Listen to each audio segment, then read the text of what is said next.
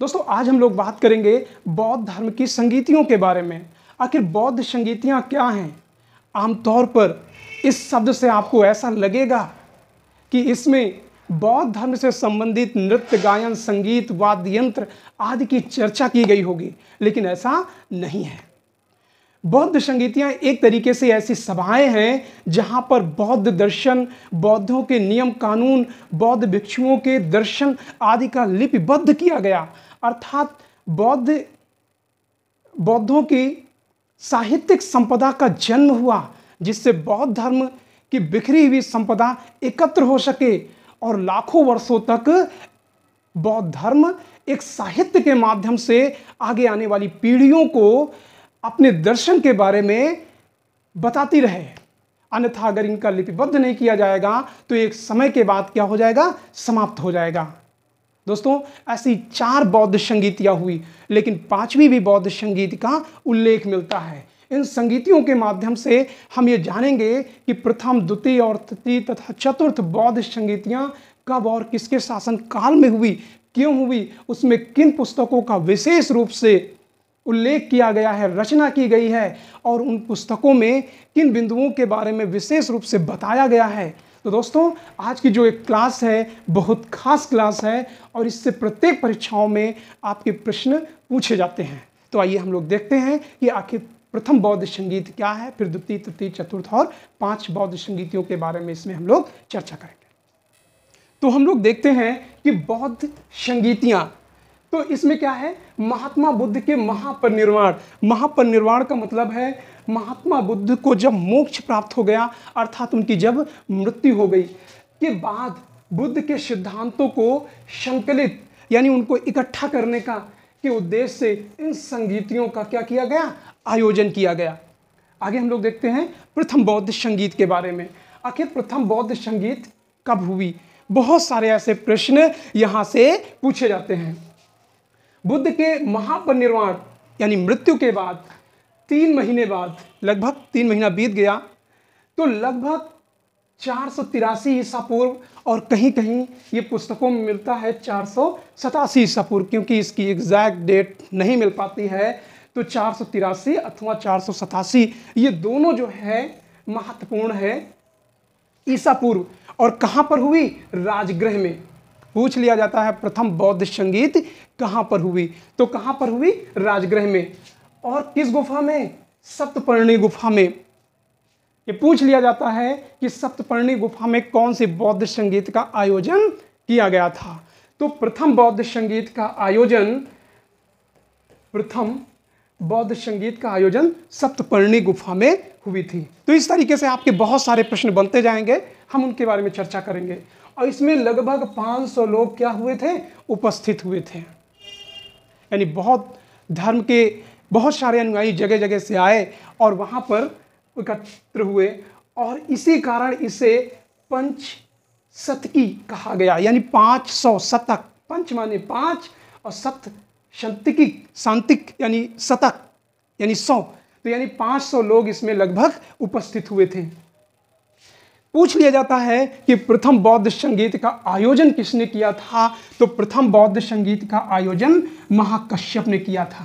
किसने किया था? महाकश्यप में। तो ये प्रश्न कई बार आपको परीक्षाओं में पूछा गया है। इस समय मगध का शासक पूछ लिया जाता है, क्योंकि राजगृह मगध के अंतर्गत आएगा, मगध साम्राज्य के अंतर्गत। तो मगध का शासक इस समय कौन था? अजातशत्रु। और ये कह सकते हैं अजातशत्रु एक तरीके से महात्मा बुद्ध का शिष्य भी था। प्रथम संगीत बुद्ध की शिक्षाओं का संकलित किया गया। पूछ लिया जाता है कि किस संगीत में बुद्ध की शिक्षाओं का संकलन किया गया? तो प्रथम बौद्ध संगीत में किसके? बुद्ध की शिक्षाओं का संकलन किया गया है।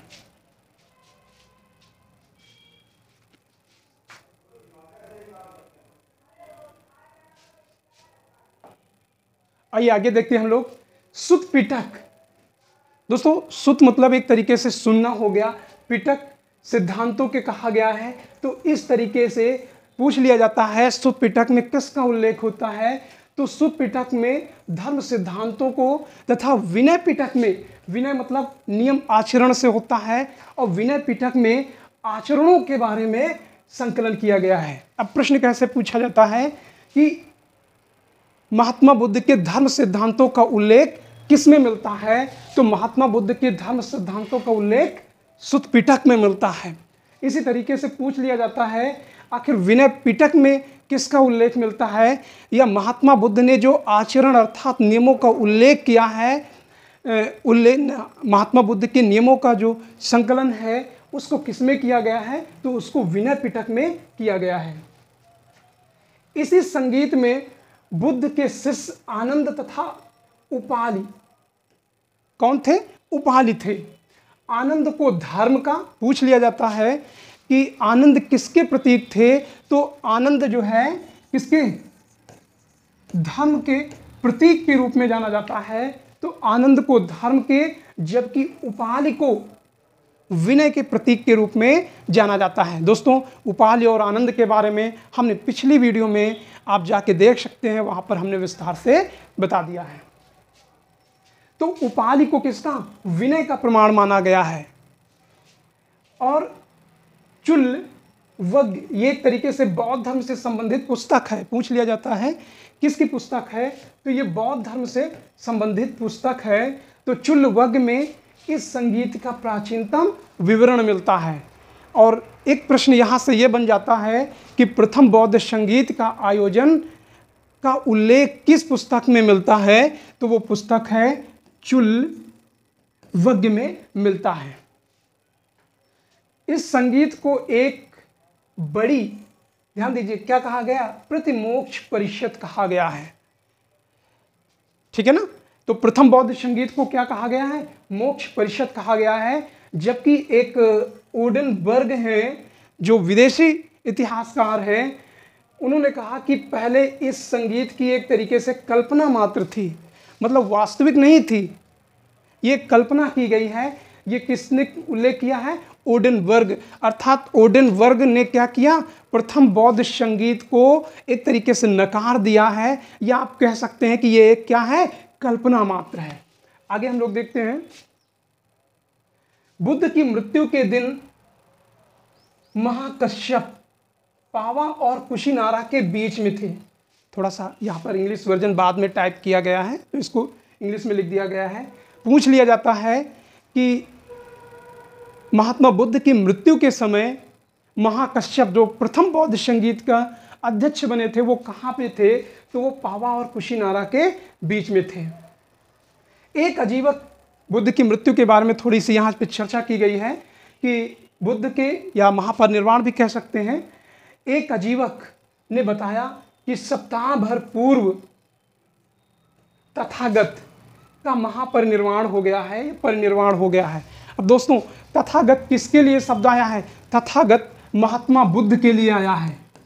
किसके लिए आया है, बुद्ध के लिए। प्रश्न पूछ लिया जाता है कि तथागत किसके लिए किया गया है, तो महात्मा बुद्ध के लिए किया गया है।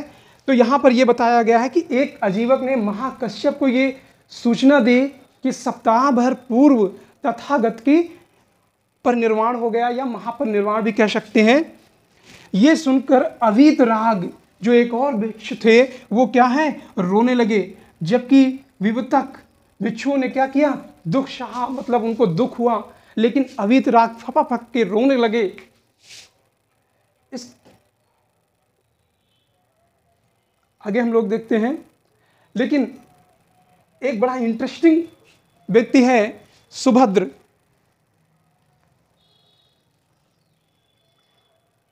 अब सुभद्र कौन है, इसे समझिएगा। सुभद्र वही व्यक्ति था जिसको महात्मा बुद्ध ने अंतिम उपदेश दिया था। तो सुभद्र ने क्या किया, प्रसन्नता व्यक्त की। अब प्रश्न पूछ लिया जाता है, वो कौन सा व्यक्ति था जिसने महात्मा बुद्ध की मृत्यु पर या महापरिनिर्वाण पर प्रसन्नता व्यक्त की थी, तो वो व्यक्ति था सुभद्र। कौन था, सुभद्र था, जिसने महात्मा बुद्ध का अंतिम उपदेश इसी को दिया गया था। महाकश्यप ने धर्म और विनय की रक्षा के लिए इस संगीत का आमंत्रित की, जिसमें 499 या लगभग 500 कह सकते हैं को अरहत चुना गया, यानी इस संगीत में 500 लोग जो है बैठने के काबिल पाए गए। आयुष्मान तथा आनंद को चुना गया और उन्हीं को पहला अरहत बनाया गया। यानी पहला योग्य व्यक्ति प्रथम बौद्ध संगीत के लिए कौन था? आनंद थे। इसी संगीत में बुद्ध के सारथी, ठीक है ना, वही जब महात्मा बुद्ध ने गृह त्यागा था, घर त्याग दिया था, तो सारथी कौन था? छंदक था। ये उसी का नाम चन्ना भी मिलता है और उसे ब्रह्मदंड दिया गया था। और जब उसने ब्रह्मदंड का नाम सुना तो वो क्या हो गया? मूर्छित हो गया, यानी बेहोश हो गया। प्रमाद ने एकांताचार्य आदि ने क्या किया? उसे अरहत पद प्राप्त किया। और इसी संगीत में आनंद पर एक अभियोग यानी आरोप लगाया गया था। आरोप, आखिर आनंद के ऊपर क्या आरोप लगाया गया था ये समझिएगा। उन्होंने बुद्ध से उनके निर्वाण पूर्व क्षुद्र काम क्षुद्र के विषय में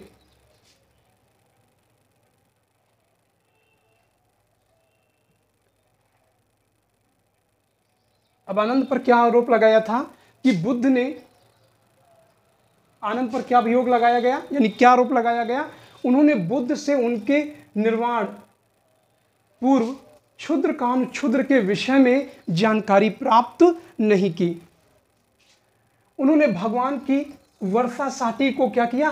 पांव से दबा दिया था। और ये किसके ऊपर आरोप था? आनंद के ऊपर आरोप था। और आनंद कौन थे? महात्मा बुद्ध के सबसे प्रिय शिष्य थे। और भगवान के शरीर की वंदना सबसे पहले स्त्रियों से करवा दी। किस पर आरोप लगाया गया? आनंद पर। तो एक नहीं, इनके ऊपर कई अभियोग लगाए गए। पहला, क्षुद्र काम क्षुद्र के विषय में उन्होंने जानकारी नहीं प्राप्त की महात्मा बुद्ध से। दूसरा आनंद था वर्षा साटी को पैर से दबा देना। और तीसरा आरोप था कि बुद्ध की वंदना सबसे पहले उन्होंने किससे करवा दी? स्त्रियों से करवा दी। और एक और आरोप लगाया गया था कि उन्होंने गौतमी के प्रभाव में आकर स्त्रियों के प्रवचन में उत्सुकता पैदा की। कि आनंद के ऊपर आरोप लगाया गया कि जो महात्मा बुद्ध की मौसी थी प्रजापति गौतमी के प्रभाव में आ गए और इसी कारण उन्होंने महिलाओं के बीच में बौद्ध धर्म ग्रहण करने की उत्सुकता पैदा कर दी। और जब उत्सुकता पैदा कर दी तो बहुत सारी महिलाएं महात्मा बुद्ध के पास पहुंची और बौद्ध धर्म ग्रहण करने की इच्छा व्यक्त की। और आनंद ने इस पर महात्मा बुद्ध को सहमति दिलाई। और यही आरोप किसके ऊपर लग गया था? आनंद के ऊपर।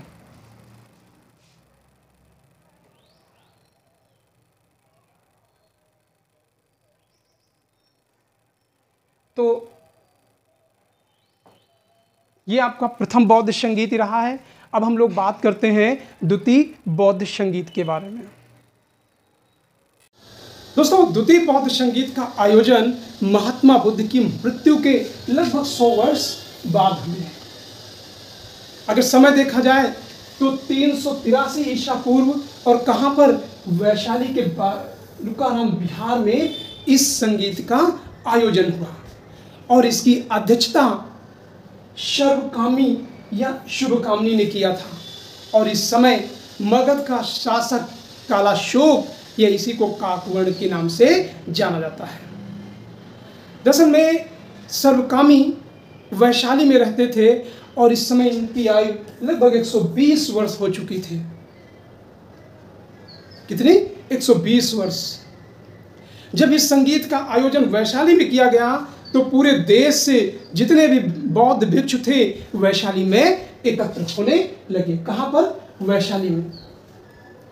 और जब अलग अलग क्षेत्रों के एक जगह पर एकत्र हुए तो विनय पिटक या आचरण संबंधी नियमों को लेकर मतभेद हो गया।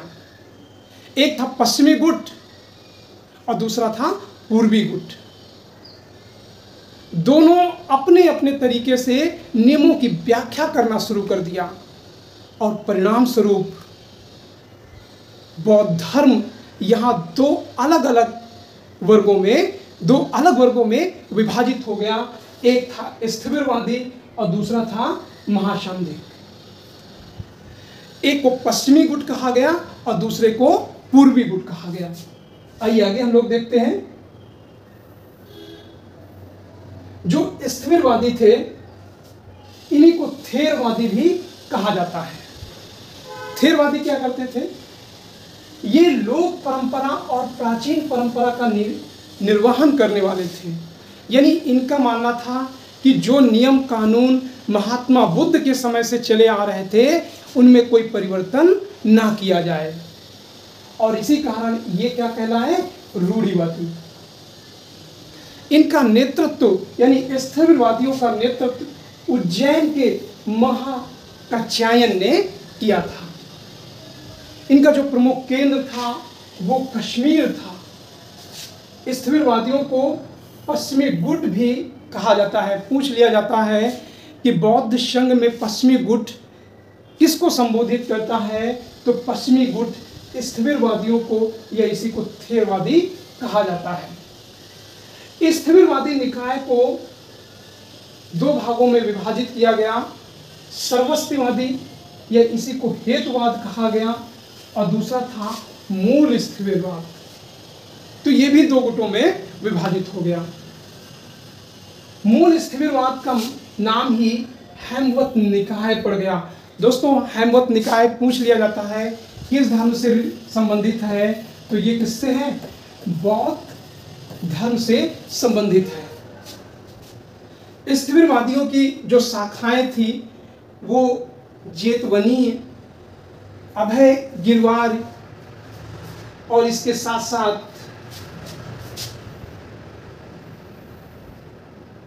महाबिहारवासी इनके प्रमुख केंद्र थे। महाबिहारवासी थे, और इनके जो प्रमुख केंद्र थे तीन थे: कौशाम्बी, मथुरा और आवंती। कौशाम्बी प्राचीन काल में इसे वत्स के नाम से जाना जाता था। मथुरा आप वर्तमान में समझते हैं आगरा के बगल में है। आवंती ये उज्जैनी वाला क्षेत्र था। तो ये केंद्र किसका? स्थिरवादियों का था। स्थिरवादियों ने बुद्ध के वचनों को 9 अंगों और 84,000 धर्म स्कंधों में क्या किया? संग्रहित किया, यानी इकट्ठा किया। उसके बाद हम लोग बात करते हैं महाशांदिकों के बारे में। महाशांदिक या इन्हीं को सर्वस्तिवादी भी कहा जाता है।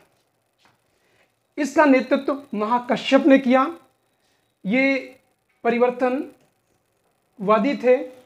इनके अनुसार समय और संयोग से सभी मनुष्य बुद्धत्व प्राप्त कर सकते हैं। इनका प्रमुख केंद्र कौन सा था? मगध केंद्र था। तो जाहिर सी बात है ये लोग कौन से? पूर्वी गुट के थे। इस संगीत में स्थिरवादियों ने महाशांदिकों को अपमानित करके क्या कर दिया? बाहर कर दिया। यानी जितने भी पश्चिमी गुट के लोग थे उनको बाहर कर दिया। और महाशांदिक जो पूर्वी गुट था इन्हें आचार्यवाद भी कहा जाता है। क्या कहा जाता है? आचार्य या आचार्यवाद। आचार्यवाद।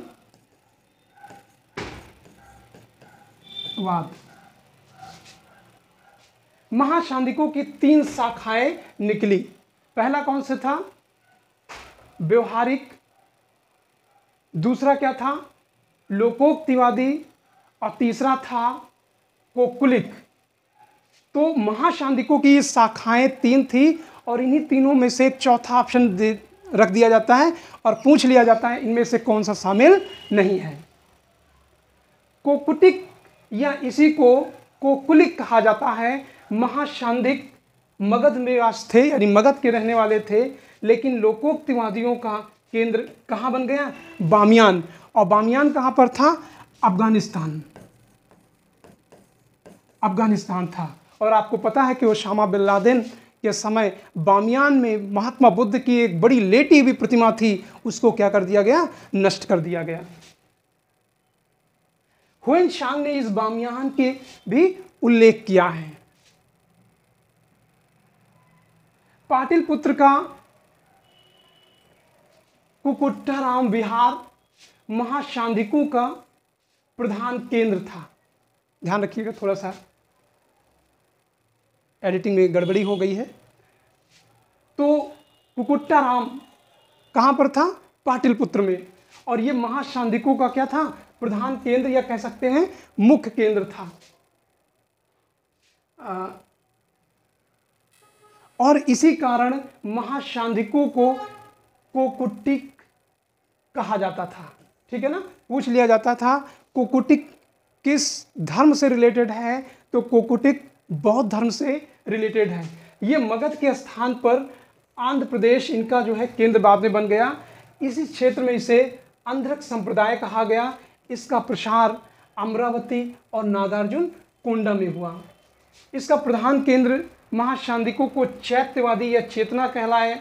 इसके भीतर आवास भेद प्रकट होने से ये पूर्वी शैल अथवा अपर शैल या इसी को उत्तर शैल कहा जाता है। आंध्र महाशांधिकों से वैतुल्को और राजगिरिक ये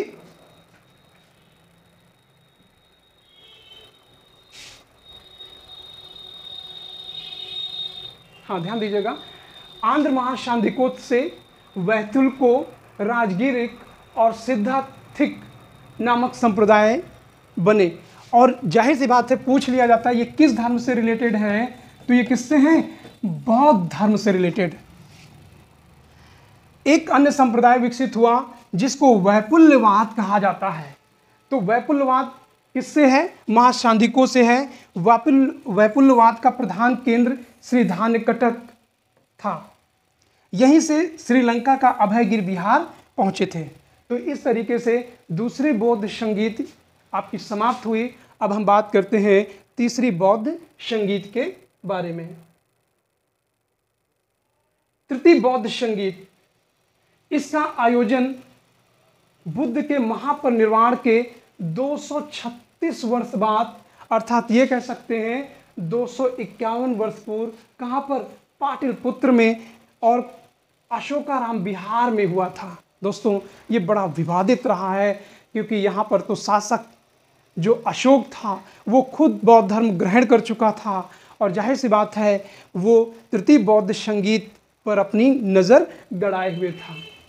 ये बौद्ध संगीत 9 वर्षों तक चली और लगभग 1000 भिक्षुओं ने क्या किया? इसमें भाग लिया। इसकी अध्यक्षता मोगल पुत्र तिष्य ने किया था। पूछ लिया जाता है तृतीय बौद्ध संगीत का आयोजन किसने किया, तो तृतीय बौद्ध संगीत का आयोजन मोगल पुत्र तिष्य ने किया था। ये अशोक के 17वें या 18वें वर्ष शासन काल में हुआ था। यानी जब महात्मा अशोक मगध पर शासन कर रहा था तो 17वां या 18वां वर्ष बीत गया था, तब तृतीय बौद्ध संगीत का क्या हुआ था? आयोजन हुआ था। इसमें बौद्ध धर्म के दार्शनिक और आध्यात्मिक बातों का क्या किया गया? संकलन किया गया।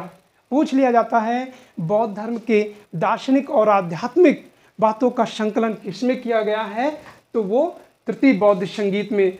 अभिधम्म पिटक इसी बौद्ध संगीत में क्या किया गया? लिखा गया। मुगल पुत्र तिष्य ने कथा वस्तु की रचना की। तीसरी बौद्ध संगीत का उल्लेख कई ग्रंथों में मिलता है। इनमें से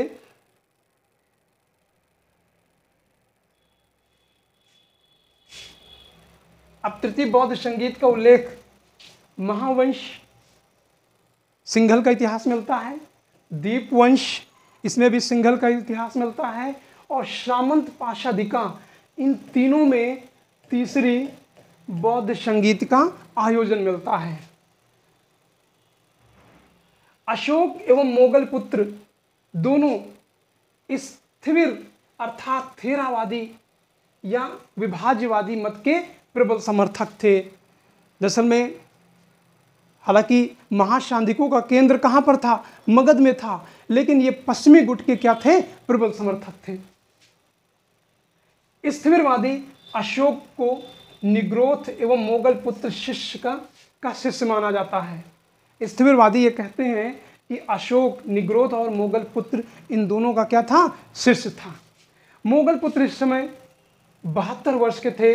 इस संगीत के मूल कारण विनय इस संगीत के प्रमुख परिनिर्माण निम्नलिखित है। आइए देखते हैं इसमें क्या क्या है।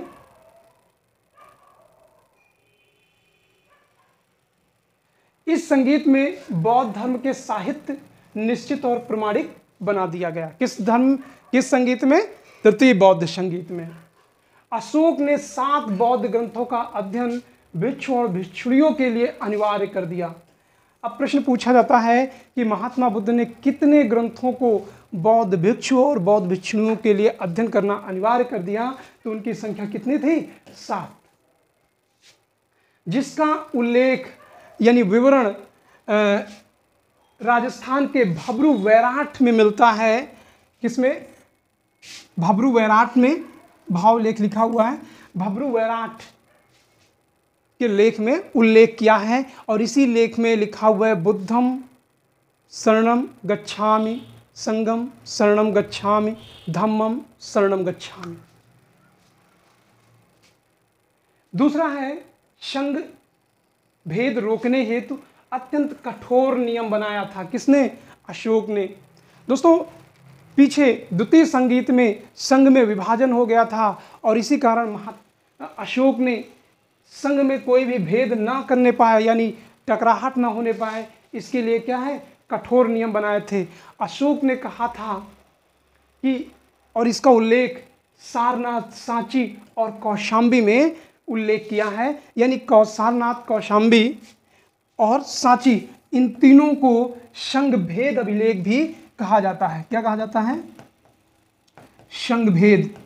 क्योंकि इसी में अशोक कहता है कि अगर कोई भी व्यक्ति संघ को तोड़ने का प्रयास करेगा तो उसे सफ़ेद वस्त्र पहनाकर ऐसी जगह भेज दिया जाएगा जो उसके रहने के योग्य नहीं रहेगा। तो ये वही बातें कही है कि कोई भी संघ में फूट डालेगा, चाहे वो भिक्षु हो या भिक्षुड़ी, उसे श्वेत वस्त्र पहनाकर ऐसे स्थान पर रहने के लिए बाध्य कर दिया जाएगा जो उसके लिए अयोग्य होगा, यानी योग्य नहीं होगा। अशोक ने गलत भिक्षुओं की, जो गलत तरीके से प्रवज्जा यानी संघ में प्रवेश किए थे, उनकी प्रवज्जा को क्या किया? छीन लिया और इस तरीके से 60,000 दोषी तीर्थ भिक्षुओं को क्या किया? यहाँ से निकाल दिया। इसी संगीत में तीसरा पॉइंट देखिएगा, इसी संगीत में तीसरा पिटक अभिधम्म पिटक लिखा गया। तो प्रश्न पूछ लिया जाता है कि तीसरा पिटक कब लिखा गया? तो तीसरा पिटक यानी अभिधम्म पिटक किसमें लिखा गया? तृतीय बौद्ध संगीत में। और इसके लेखक कौन थे? मोगल पुत्र तिष्य थे। पूछ लिया जाता है अभिधम्म पिटक किसने लिखा? तो अभिधम्म पिटक लिखने वाले मोगल पुत्र तिष्य थे। इस पिटक में बौद्ध धर्म के सिद्धांतों की दार्शनिक व्याख्या की गई है। तिष्य ने ही कथावस्तु की रचना का संकलन किया, ये पीछे हमने बता दिया है, जो अभिधम्म पिटक के अंतर्गत आते हैं। तृतीय संगीत के बाद 9 विभिन्न स्थानों पर स्थिरवाद बौद्ध प्रचार भेजे गए, लेकिन कुछ इतिहासकारों के अनुसार ये कहा जाता है बृहत भारत की नींव इसी संगीत में रखी गई। अब दोस्तों, बृहत भारत क्या है? दरअसल में बृहत भारत का जो कॉन्सेप्ट आता है वो गुप्त काल में आता है। कहा जाता है कि गुप्त काल में नहीं कह सकते हैं, बृहत भारत, प्राचीन भारत को बृहत भारत इसलिए कहा जाता है क्योंकि भारत के बहुत सारे व्यापारी दूरस्थ क्षेत्रों में व्यापार करने के लिए गए और उनके साथ ही बहुत सारे बौद्ध प्रचारक या धर्म प्रचारक भी गए और वहाँ पर अपने अपने धर्मों का प्रचार प्रसार किया। तो भारत की कल्चर हिंदुस्तान से निकलकर जावा, सुमात्रा, इंडोनेशिया बहुत दूर दूर तक फैल गई और इसी के कारण इसको ये कहा जाता है बृहत भारत। तो ये कहा जाता है कि बृहत भारत की नींव तृतीय बौद्ध संगीत में रखी गई थी।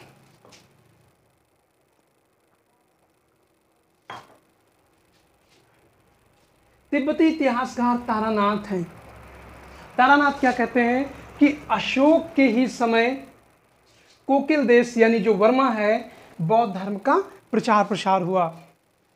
यानी आपको यहाँ पर कोकिल देश किसका नाम था? वर्मा का।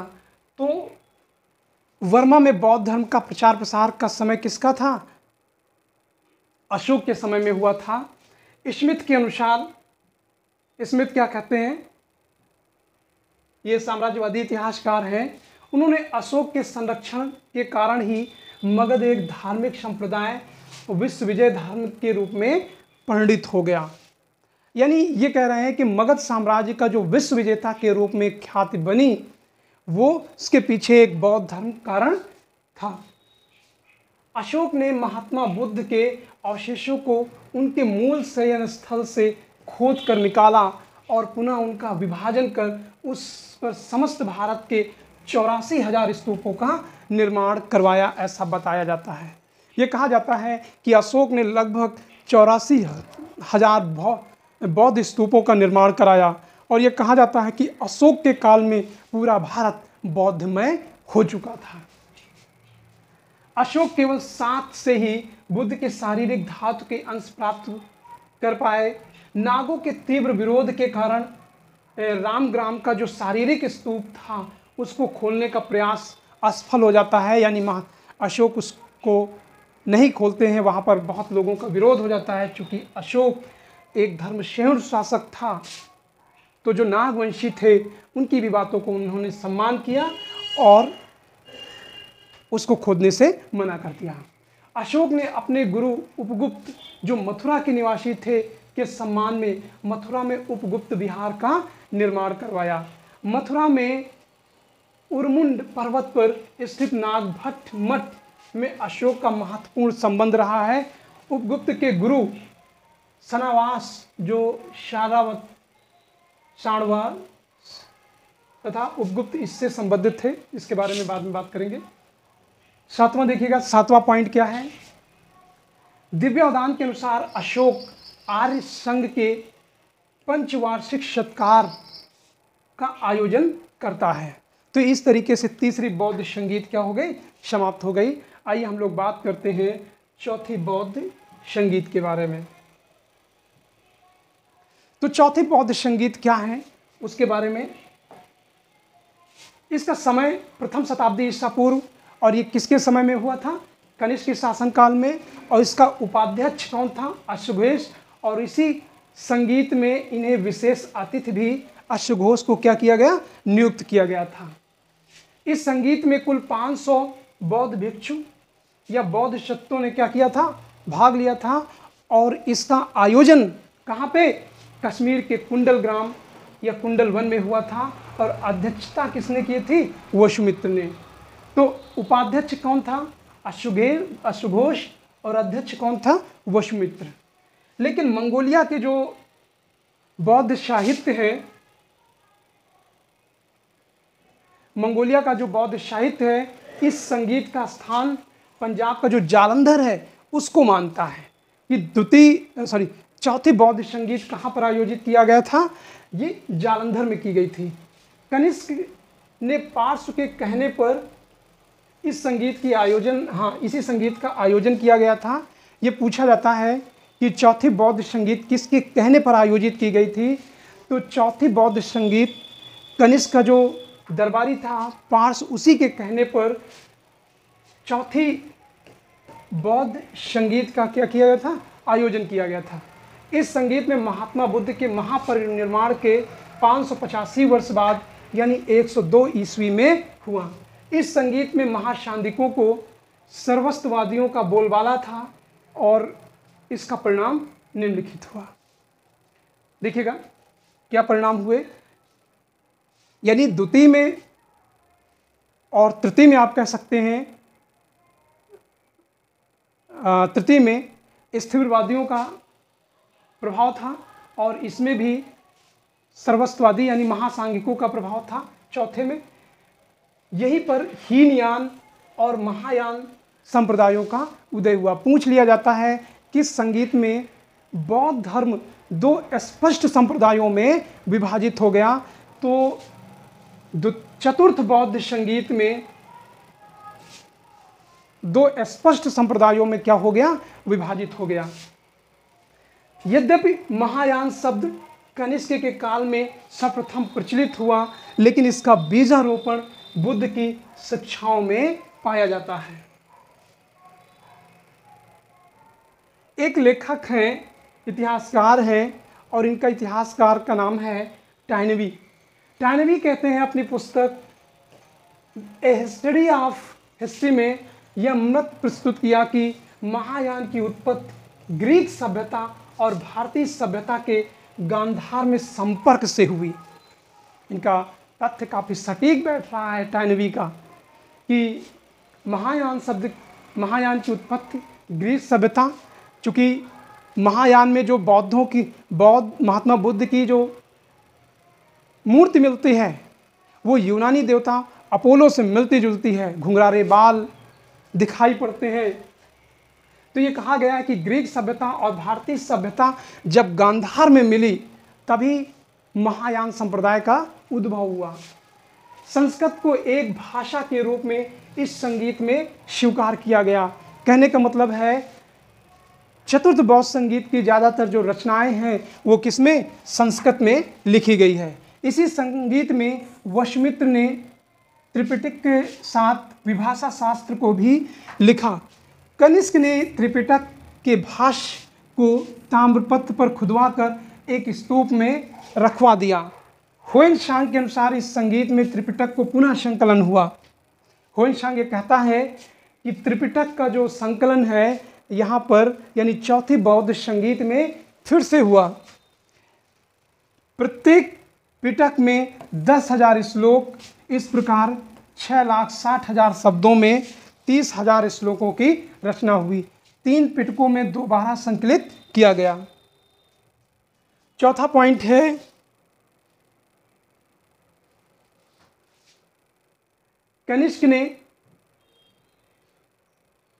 कनिष्क का यश बौद्ध धर्म के संरक्षक के कारण कहीं अधिक था। कहा जाता है कि कनिष्क ने जिस तरीके से अशोक ने बौद्ध धर्म का प्रचार प्रसार किया उसी तरीके से कनिष्क ने भी बौद्ध धर्म का प्रचार प्रसार किया। महान संरक्षक था और उसको सुदर्शन ने बौद्ध धर्म में दीक्षित किया था। तो कनिष्क को बौद्ध धर्म में दीक्षित किसने किया था?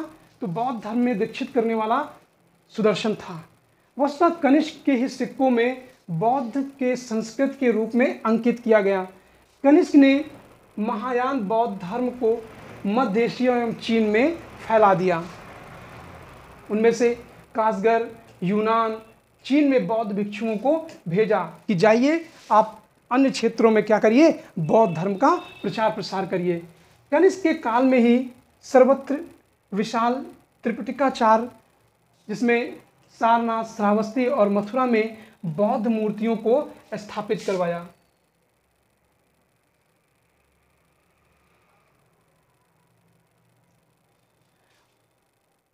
पांचवा पॉइंट है तारानाथ के अनुसार इस बौद्ध संगीत में 18 बौद्ध संप्रदायों और थेरवाद की 11 और महाशांदिकों की 7 उपशाखाओं के बीच उत्पन्न विवादों का समाधान किया गया।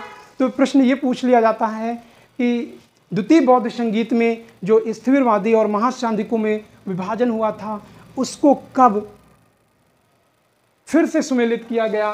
तो चतुर्थ बौद्ध संगीत में थेरवादियों और महाशांदिकों को एक बार फिर से सम्मिलित किया गया। अब हम बात करते हैं पांचवी बौद्ध संगीत का। इसका आयोजन हर्ष के समय में कहाँ पर? कन्नौज में हुई थी और हुएनसांग इसका अध्यक्ष था। तो इस तरीके से चारों बौद्ध संगीतियाँ पूरा होती हैं। दोस्तों ये आपको कैसा लगा? अच्छा लगे तो मेरे चैनल को सब्सक्राइब करिए, लाइक करिए और अपने दोस्तों को शेयर करिए। Thank you.